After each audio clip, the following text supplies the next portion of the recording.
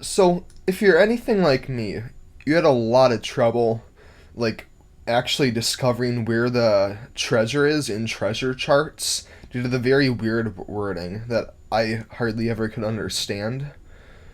But one of my friends sent me this website that makes it 1,000 times easier to figure out where the treasure is going to be. Though he was given it by a friend, and there's no credit anywhere on this website of who made it. So I have absolutely no idea who made it. I did not. My friend did not. So credit to whoever made it, but sadly I cannot give credit to them because I don't know who did. I'll have this website linked in the description.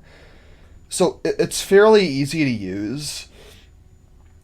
So on a treasure chart, there are actually four different major sources of information on where it is. The direction it is east, southeast, southwest, like all the directions. And then there's like on the edge, a few paces from the middle, halfway from the middle, and then there's the island it's at. And then it also says whether it's buried in the ground, sand, or snow. So like, let's say I have a treasure map that says it's east, a few paces from the middle of actually no, that wouldn't work here because there's no sand there. Okay, so east, halfway from the middle in Ravina.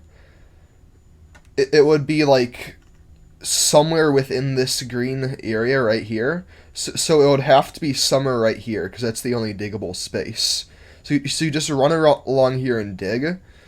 Though if it was like on the edge here, as you can see, there's both grass, so ground, and sand.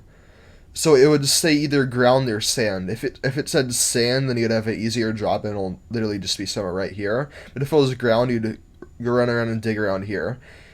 And this is such a good tool. If you want to zoom in, you can hold down Control and press the plus or minus keys, or you can hold down Control and zoom in and out, like scroll up and down with your mouse, which is really easy to zoom in and out.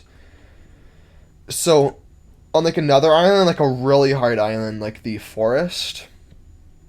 So let's do another one just for another example. Let's say south, a few paces from the middle on the forest of Saruno.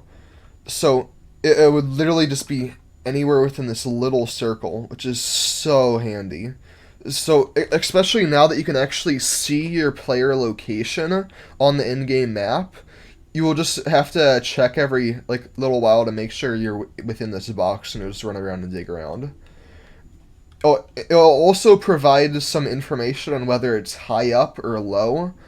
So note that if it says it's close to the sea level, it is basically anywhere that's not a mountain. It doesn't actually have to be the closest level to the sea level.